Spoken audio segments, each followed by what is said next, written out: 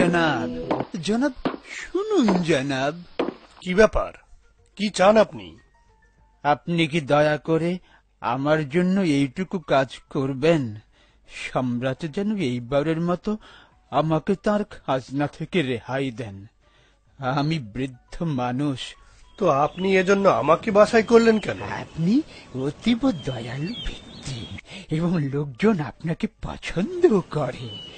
আপনি সম্রাটের ঘনিষ্ঠজন এবং তার আত্মীয়। তিনি হয়তো আপনার কথা শুনবেন। চিন্তা করবেন না, আমি তাকে বলবো। আপনি দয়া করে তাকে আরো বলবেন যে আমি তাঁরই বন্দনা করি। এতে হয়তো তার মন গলবে। তার বন্দনা করে? কি দুর্বল মন! সে কি করে একজন মানুষের পূজা করে? ক্ষমা করো প্রভু, ইবাদতের যোগ্য তো কেবল তুমি। তুমি ছাড়া আর কারো উপাসনা করা চলে না। ভেতরে আসুন জনাব। সম্রাট কি জেগে আছেন? জি জনাব, ক্ষণপূর্বে মুসা এসেছিলেন, ইমরানের পুত্র, হারুনের ভাই। অদ্ভুত রকম দাবি তার। বললেন তিনি নাকি কি যেন এক আল্লাহর নবী। মুসা? বনি ইসরায়েল সম্রাট ফারাওয়ের সঙ্গে তার বাহাস হয়ে গেল। হে প্রভু, তুমি তোমার নবীকে বিজয়ী করো। আমি এখানে কোন রকমে আত্মগোপন করে আছি। তুমি জানো, যদি ফেরাউন আমাকে চিনতে পারে তাহলে আমাকে হত্যা করবে।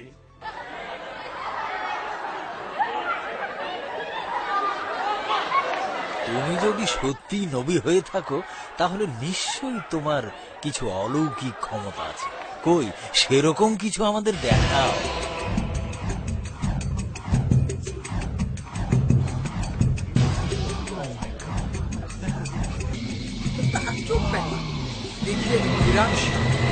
হ্যাঁ,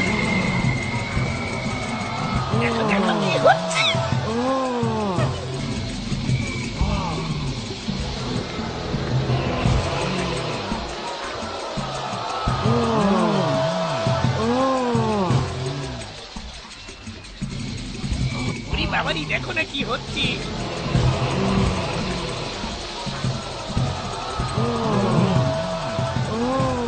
তোমার ক্ষমতা সত্যি অসাধারণ এবং তুমি শক্তিশালী।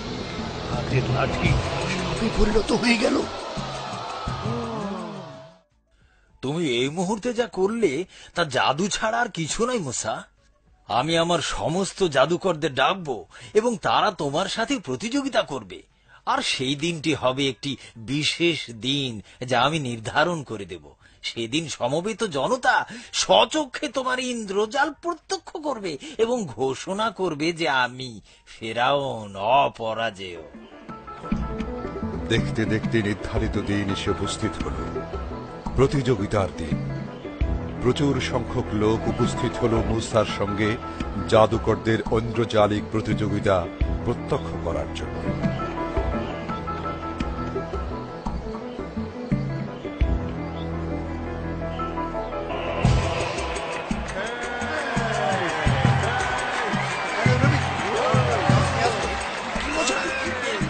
জাদু হবে, জাদু দেখবো।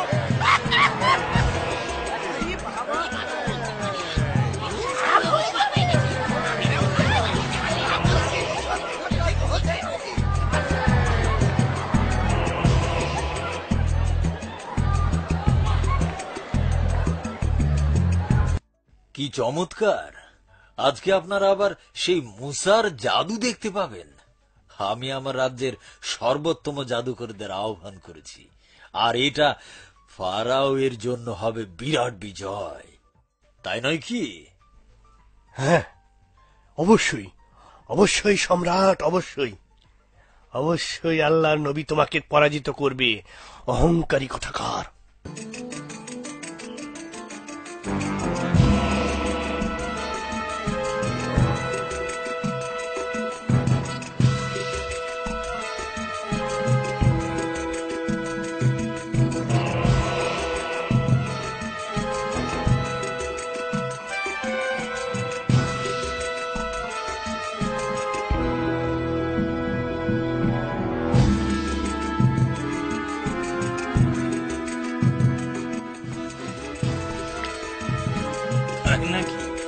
করো। মহান প্রভু ফারাওয়ের নামে আমরাই জিতব।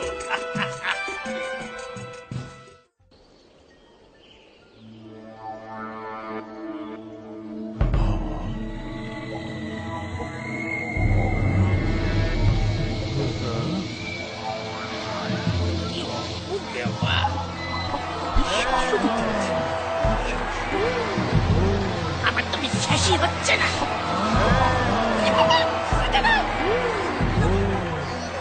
আমি এখনো বিশ্বাস করতে পারছি না, কিভাবে সম্ভব? এটা অন্য সাপদের খেয়ে ফেলছে। ওটা মুসার সাপ। এটা কি করে ঘটলো? শুকরিয়া সেই মহান প্রভু, যিনি তার নবীকে বিজয়ী করেছেন এবং মানুষকে তার অলৌকিক ক্ষমতা দেখিয়েছেন। আমরা মুসা আর হারুনের আল্লাহতে বিশ্বাস করি। আমরা মুসা আর হারুনের আল্লাহতে বিশ্বাস করি। তোমরা আল্লাহতে বিশ্বাস করো আমার অনুমতি না নিয়েই? এগুলি সব সাজানো এবং সেই তোমাদের সব শিখিয়ে পড়িয়ে দিয়েছে। আমি এটা কিছুতেই গ্রহণ করব না। এসব মুসার পরিকল্পনায় হয়েছে। এদেরকে বন্দী করো এবং হাত কেটে দাও, তারপর খেজুর গাছের সাথে বেঁধে শুকিয়ে মারো। আমাকে অবিশ্বাস করার এটাই সর্বোত্তম শাস্তি। তাদেরকে তুমি সাহায্য করো প্রভু, কারণ ওরা তোমাতে ঈমান এনেছে। হ্যাঁ হ্যাঁ, চলো চলো চলো বলছি। খোদার কসম, আমরা মুসার উপর আস্থা হারাবো না, তাতে যা হয় হোক। সম্ভবত আল্লাহ আমাদের ক্ষমা করবেন, কারণ এতদিন তুমি আমাদেরকে অন্যায় করতে বাধ্য করেছো। আমরা হারুন আর মুসার আল্লাহতে বিশ্বাস করি। হ্যাঁ হ্যাঁ, আমরা হারুন আর মুসার আল্লাহতে বিশ্বাস করি। হ্যাঁ হ্যাঁ, আমরা বিশ্বাস করি। আমরাও করি, বিশ্বাস করি। কি অদ্ভুত ঘটনা! তার লাঠিখানা অন্য সব সাপকে খেয়ে ফেললো। মনে হচ্ছে মুসাই সঠিক, তা না হলে ওই জাদুকরদের সাথে পেরে উঠতো না। সে কি আসলেই আল্লাহর নবী? আল্লাহ তার নবীদেরকে অলৌকিক ক্ষমতা দিয়ে থাকেন এবং এইমাত্র আমরা সেটা দেখলাম। মুসা ফেরাউনের অনুসারীদেরকে অভিশাপ দিয়েছে। কি?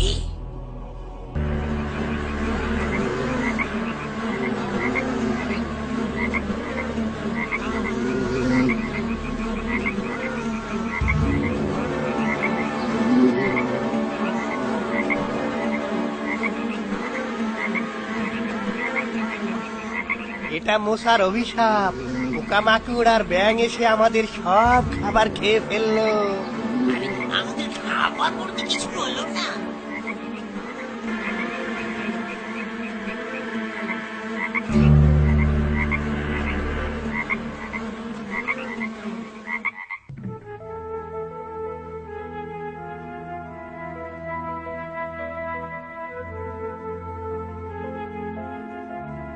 আল্লাহর শাস্তি শুরু হয়েছে। এটা মুসার অভিশাপ। তুমি আমাদের দয়া করো প্রভু এবং মুসাকে সাহায্য করো। অত্যাচারী ফেরাউনকে ধ্বংস করো।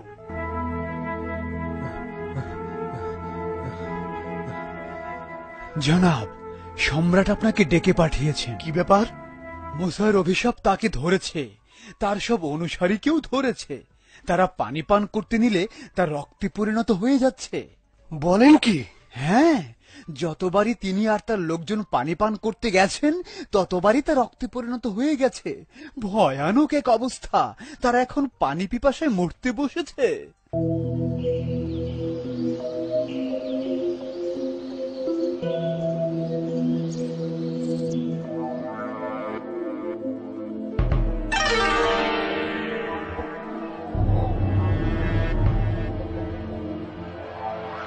আবার পানিটা রক্তে পরিণত হয়ে গেল।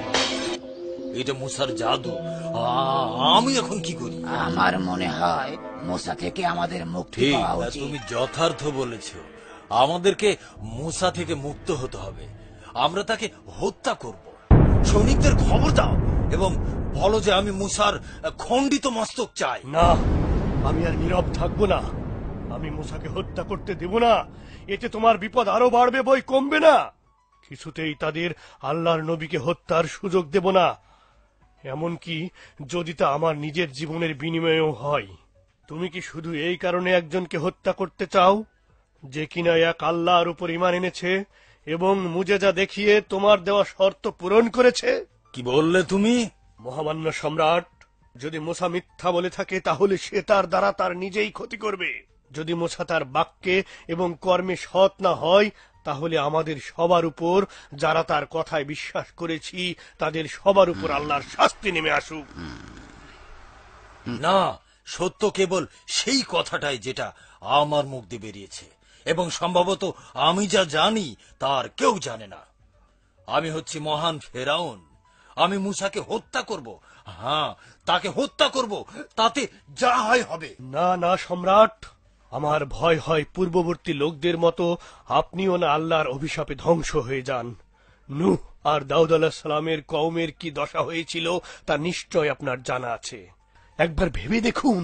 প্রতারণা বন্ধ করো আর মুসাকে পরিত্যাগ করো, বুঝলে? তোমরা কোন যুক্তিতে এসব কথা বলছো?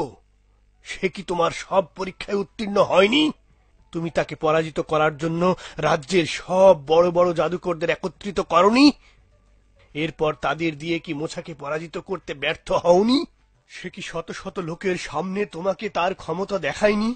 নিজেকে আল্লাহর নবী হিসেবে প্রমাণের সব পরীক্ষাই তুমি তার নিয়েছো। আর কি চাই? যথেষ্ট হয়েছে। তুমি এবার ধরা পড়ে গেছো। তুমিও মুসাকে বিশ্বাস করো, তাই নয় কি? তুমি বিশ্বাসঘাতকতা করেছো, এর উপযুক্ত শাস্তি তুমি পাবে। তুমি কি দেখোনি যে ওই জাদুকরদের আমি কি করেছি? আমার শাস্তির ভয় কি তোমার নেই? এই মুহূর্তে মুসার সঙ্গ ছাড়ো, নইলে... খোদার কসম, মুসা আমাকে যে পথ দেখিয়েছে তা আমি কখনো পরিত্যাগ করব না। মহামান্য সম্রাট, মুসা এবং তার অনুসারীরা পালিয়ে গেছে। তারা এখন সমুদ্র পাড়ি দেওয়ার চেষ্টা করছে। সেনাবাহিনী তলব করো, তারা কিছুতেই পালাতে পারবে না।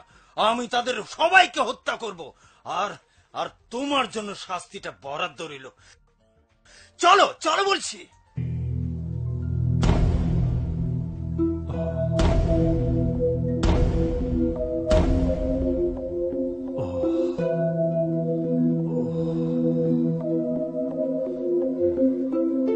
হে মালিক, তোমার নবীকে রক্ষা করো এবং ফেরাউনকে দমন করো। হে প্রভু, মুসা এবং বিশ্বাসীদের তুমি বাঁচাও, কারণ তুমি একমাত্র রক্ষাকারী। তুমি এমন কিছু করো যাতে তারা মুসা এবং তার অনুসারীদের ধরতে সক্ষম না হয়।